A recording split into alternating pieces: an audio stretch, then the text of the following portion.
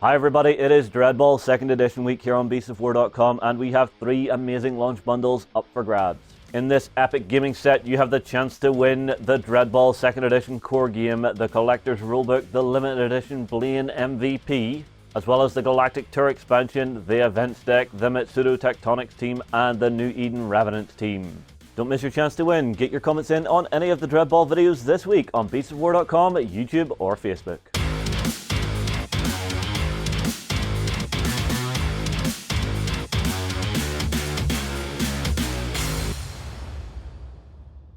Hey everyone, welcome back to another DreadBall 2nd edition faction chat. This time we're looking at another one of the teams that are in the starter set, and it's the Yndij 9th Moon Tree Stalkers. So, Tree Sharks. Tree Sharks, Yeah. Sorry. Where did I get Tree Stalkers from? That can be your team. Yeah, that's going to be my team. Stalkers, yeah. I love these guys. So, Rob, can you tell us a bit more about the Tree Shark? Yeah, so the Yndij kind of fit into the wider Warpath universe. So for those who don't know, DreadBall is set within the kind of Warpath universe, our Mantic sci-fi universe. Yeah. And the idea of the Yndij is that kind of in Warpath, the corporations have gone a bit mad. They've kind of capitalism run wild. What? Corporations going mad? Yeah. Really? That's so far-fetched. I don't know where we got the idea. The Amazon planet and things like that. So what's happened is the corporations basically see space as their own ground to kind of go out and grab whatever resources they need to basically make money. Yeah. And that means they will, when the humanity meets new alien races, it's kind of a choice of, well, join us or we'll pretty much wipe you out. Unfortunately, the Yndij were on a planet called Azor, the Azor Forest, which was very kind of rich in resources. They were, let's say, aggressively incorporated into the GCPS. So that's the Galactic Co-Prosperity Sphere. It's Keep going, you'll get there eventually. It's a bit like kind of the European Union, but with laser rifles. I like this one. Yeah. So they're kind of basically forced to join. A lot of the Yndij kind of aren't happy about the way things have turned out. So you'll find Yndij are in Dead Zone. Yeah. Which is like the sci-fi skirmish game that we've got as well. They're part of the Rebs. So the Rebs are like these underdogs that are going around basically trying to kind of steal corporation assets to use against the different corporations, and kind of help some of the kind of underdog alien races as well. I like the sound of them. Yeah, so they're great. The Rebs are really interesting, and the Dead Zone faction is very interesting as well. Very mixed up. Thanks. Yeah, different mix of kind of alien races. So the Yndij that we've got here, these kind of guys, the 9th Moon Tree Sharks, well, actually one of the best ways for us to get the kind of plight of the Yndij out there is actually to go play DreadBall, and then you can imagine in all their post-match speeches, they're all like, oh, you need to remember, we were on the Azor Forest, we're the survivors, and it's their chance to kind of get out there, show that because the kind of the corporation propaganda portrays them all the time as rebels, they're kind of traitors, and this is their chance to kind of say, actually, let's set the record straight, we're the good guys, we aren't the people going around just nuking planets to get all the resources. We are quite a peaceful race that lived in the forest until you guys came along. We're a peaceful race, and we'll show this by pushing the opposing team through the floor. Pretty much. Although actually, I mean, the 9th Moon Tree Sharks, their big thing is they're not really a hitty team. For them, they're a very agile team, as you might be able to tell. They're kind of, they're used to living in the trees. They're kind of space monkey-esque. So they'll kind of be bouncing around, not necessarily punching people in the face. Yeah, I will say, when Rob was coming over here, he sent us over a list of the factions, and there was just a brief descriptor next to each one. It was just like, okay, robots, cyborg, space monkeys. And I've had a few games with Bing, bing, bing, your eyes lit up, you're like, there we go. That's had you sold, as well as the teleporting space turtles. They're the Teratons. The basically, if you want to sell me on a faction, come up with a catchy... Sumo wrestling space lizards, teleporting space turtles. Basically put space in anything, it sounds like you're... Yeah, I'm done. I'm there. I've noticed that... I've noticed that DreadBall has 2 things about it. Everything has to say space. Yes. And everything has to be mega. So mega space monkeys. That would be the mega space monkey. Yeah. Actually, there's another team name for it. Yeah, there we go. Yeah. Oh, shall we look at the models? Yes, we shall. Before we get carried away. Before we get more carried away. Mega carried away. Mega carried away. So here they are as they come in the box, and I have to say these are you're entirely right. These are a lot more dynamic than the other faction in the box. So the Draconis. Yeah. And I love the look of them. I really do. I'm not much of a. I don't like painting organic stuff, but this stuff just has the right amount of like fleshy work and armor work. Yeah, so it's kind of it's based on the traditional kind of armor that the Yndij would wear. Yeah. It's kind of been mixed and obviously kind of souped up. So that one you're holding there was a jack. Yeah. Kind of tell on that one with the spikes on the shoulder pad. And this guy, That would be a striker. Yeah. Because you've got the glove on as well. There's no kind of pads there. He's a bit more kind of lean, Yeah. not so heavily armored. and we have a guard as well, which I believe is this one. Yeah, so the guards in this one, again, the big shoulder, you can see that kind of like armor plating slightly on his front as well. Yeah. Very, very nice models in this one. They have very flowing sculpts as Yes, well. and I think we wanted to capture that sense of speed. Because if we kind of, when we're starting talking about the stats, you'll see that these guys are quick, and that's what you kind of want to catch. They're not particularly heavily armored, so they're used to running around the field, ready to get in position and ready to catch the ball, hopefully. Yeah. So, if you can catch them, they're probably going to feel the pain. But the Yes. thing is, if. Yeah, that's the you big can thing, catch if you them. can catch them. So actually, we can have a look around the stats as well. Go for it. So there's actually quite a lot of a bit of a variation in these ones. So you have got access to guard, jack, and striker in these ones. But your standard recommended team, you only get one guard. So again, what I was saying is they're not really a very hitty team. That guard will kind of be there just to block things if things get in trouble. You've got 3 jacks. So again, quite average. Your jacks are kind of your all-rounders. But then you've got 4 strikers. 4 strikers. So if you've got 4 strikers on the pitch, Yeah. you're causing a lot of trouble for your opponent. Yeah. Particularly when you consider that all of these guys have got move 6. 6. They are So- nippy straight out the box. Yeah, they're one of the quickest teams in the game. These guys will just leg it down the pitch in no time. And if you think, so you've got a standard move of 6, potentially you could dash to get extra, or you can sprint as well. So if you're sprinting, that's double your move. So you've got 12, potentially with a few extra dashes in there.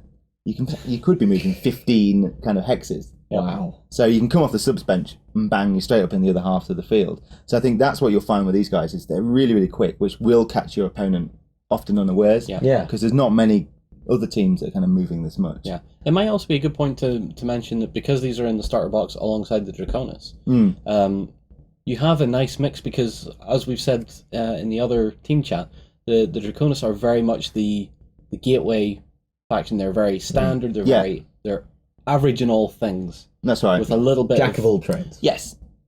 Yeah, okay, fair enough. We'll use that pun then.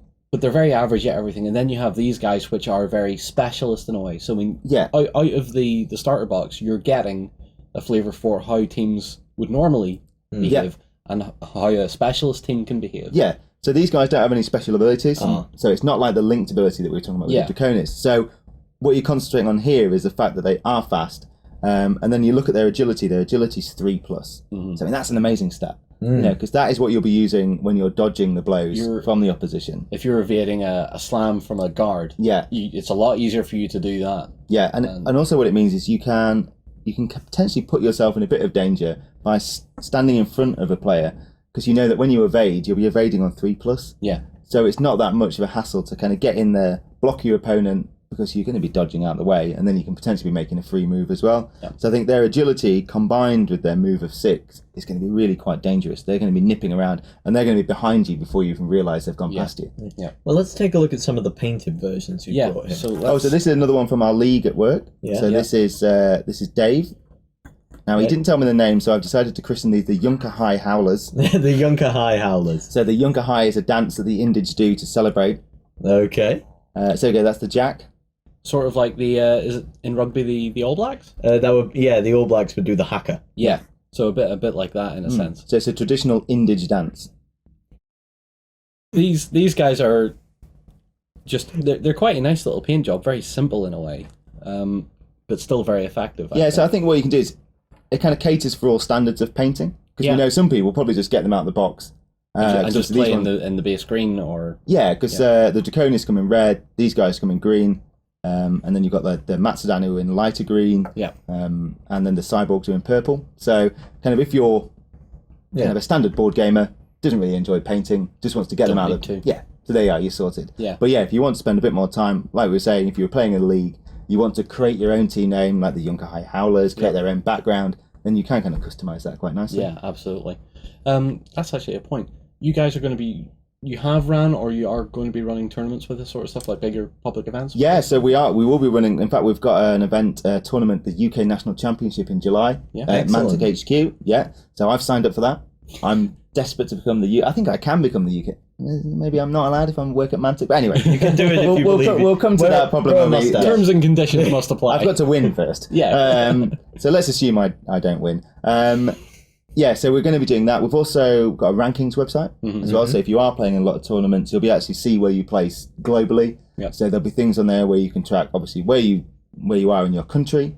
If you're the best of a particular team, so say you want to go for the Yndij, then you would see if you are the best Yndij player. I would be able to see if I'm the best Matsudo player, and you would be able to see if you're the best Neobots. Yeah. So that's quite good. So we're working kind of behind the scenes on that on the rankings website. It's something that Mantic wanted to do since DreadBall first edition. Yeah.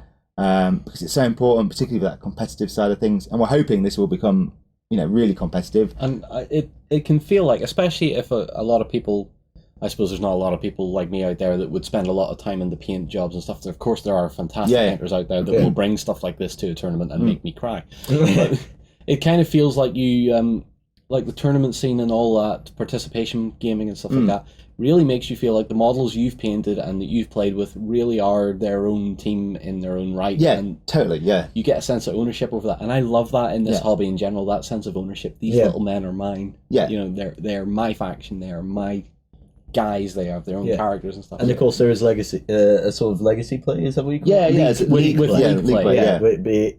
You really are changing up as you go. Yeah, so I will always talk about my robots as the Iron Bruisers. These will be the Yunkai High Howlers. Yep. So no matter what. Dave, no matter what. These are definitely going to be called that now. Yeah. Dave can protest all he wants, but these are now the Yunkai High Howlers. It's now recorded. Yeah. And open to the public for that. That's so it. Yeah. That it's official. It's now canon. Yeah. They'll go in history in the history books. So that's it. Yeah, like I say, it's a great chance to kind of create your team and have them like that. Yeah, actually, speaking of the paint jobs, we've got some pictures of the Mantic Studio paint ones. We do, and they are absolutely gorgeous. Check that guy out. Oh, wow. And he's playing alongside, or he's playing against one of my favourite factions I've seen. Yeah, the Void Sirens. The Void Sirens, which look amazing. Yeah, so they're one of the teams from, I think they were DreadBall Season 2. So obviously when it was first edition, it was broken into seasons, so they were from Season 2, and they are very, very dangerous in this season, in this second edition rather, because they've got something called extended interference. Oh, you've been hinting about that for a while. Stop making John smile. Yeah, but they when John smiles, it means I'm going to hurt in the game. I think they will be particularly dangerous. Yeah. So these guys are awesome. I love the green armor. I love the brown skin in there as well. I think it's aesthetically they are absolutely stunning. Now you said if you were to paint up the Draconis, you would go for the studio color scheme. More like the studio color scheme. I would do the same for here because I love that green style. That mint green. Yeah. That metallic mint green. I think it really pops off the table. Yeah. Well, you can't. I don't know if you can tell on there, but our studio painted another Dave, not the Dave who's painted these ones. He's got like a metallic kind of sheen on those ones, which looks really, really nice. Yeah, I'm going to bring that back up again because you can really tell the metallic shimmer to them. And we have one more image here for them, which I believe is a captain. Yeah. So let's bring that guy up. So this is Nahuatl. Yeah. Not that we've struggled with his name. Yes, Nahuatl. So with the idea that each team has a captain, so he is a striker. So he's got pretty much the same stats as your striker. So move 6, strength 4, agility 3. So again, he's really, really quick, as you'd expect. But he's also got a couple of extra abilities, which is duck and weave. So he will gain a +1 modifier on any attempts to dodge.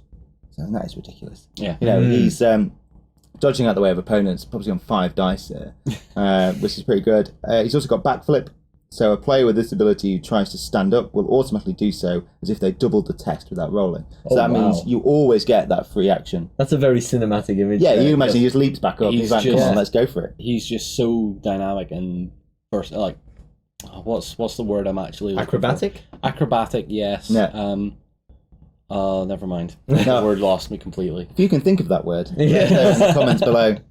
And finally, he's got something called stubborn. So a player with this ability ignores a single threat X when involved in a slam. So if you're trying to gang up on him, he'll just shrug that off and go, guys, I'm just going to ignore you, and I'm going to concentrate on this slam here. So that means if you are trying to gang up on him, he's just going to be like, yeah, don't worry about it. So you won't be able to get those -1 modifiers for that. So that's quite interesting. He just looks over and shouts, "I'm a little busy," and punches the other guy. Yeah, I'll see to you in a minute. Let me just concentrate here. So yeah, he's quite good. I mean, he's quite expensive. He's 270 points. So that's why you kind of will see the captains probably be used more in league play. Yeah. As you acquire more and more mega credits, you'll be looking at whether you want to spend those on stuff like coaches, coaching dice, DreadBall cards, or kind of go all out and get a captain as well. Yeah. I'm totally going, like, if whatever team I put together, the captain will be in there regardless of the points cost. I think you have to. The captains add a lot of character to the team itself. Yeah. And especially when you consider the backstories behind them. Do you know any of the backstory for this guy? Yeah, so Noir Hatal. So he was kind of wanted to be the best DreadBall player. Obviously, captained the Tree Sharks. Funnily enough, after the previous captain was assassinated on the pitch. Ooh. So yeah, it gets pretty tasty against the Yndij. And then this is where this Junker High thing, he does the victory dance after they've kind of scored and shows off a bit. So yeah, there's a little bit of background, and all the cards are in the book as well. If you've got the great big DreadBall book, explains who they are. So yeah, again, you can kind of potentially create your own captain as well with his own background if you wanted. That I like. Yeah. So yeah, it's quite nice that you can make things up as well with your leagues. Yeah, certainly. Excellent. So as a last point then, what sort of main tactical tips would you have for playing these guys? I think you've got to make the most of their speed. Yeah. And it's that chance of catching the opponent unawares when you're potentially in your own half. Yeah. You could actually sprint up on 12, maybe even 13, 14 hexes if you're pushing yourself, and actually you'd be rolling for your dashes on a 4+ with like 3 dice for a striker, 4 dice for a guard, for a jacks. That's pretty good. So you can quickly get into their half, grab the ball. Your skill is 4+, not too shabby. Not too shabby. No. Yeah, and with 4 strikers on the pitch. Now, what you could do with those 4 strikers is actually chain a lot of things together, chain a lot of throws together. So you throw to 1, double it. You've always got to assume you'll double it. Double it, he'll get a free action, which means he can then run up. So if you're moving 6, you can be quickly running up to that 4.3 points kind of at the back. Yeah. So I think that is the main thing. Try and chain things together, make the most of your double actions, and also make the most of that 6+ move, or 6 move rather. You may say you should assume that you're going to double it. I think my roles have shown that I should not assume that. In your case, don't assume. In everyone else's case, everyone else at home, assume you'll double it and that you'll get a free move. In Sam's case, assume that you'll possibly miss entirely and drop the ball. But yeah, I mean, that's the way to do it. I think. Should we just call your team the pessimists? Yeah. The pessimists. You're probably not going to double this one. Yeah. Ooh, the giver-uppers. No, it doesn't matter who wins or loses as long as we're having fun. That's not the DreadBall spirit. No, that's not. Okay, guys. I absolutely love the Ninth Moon Tree Sharks, not the Tree Stalkers. Your team's the Tree Stalkers. Don't worry about it, Sam. So, be sure to let us know what you think of this team in the comments below, and we'll see you in the next one. Hi everyone, we hope you're enjoying this themed week. Make sure you don't miss any of it by checking out the playlist, and don't forget to subscribe and hit that bell button to ding our dong so you don't miss any of our videos. Also, come across and join us on beastofwar.com for more great gaming content and a fantastic community. Also, get your comments in for your chance to win.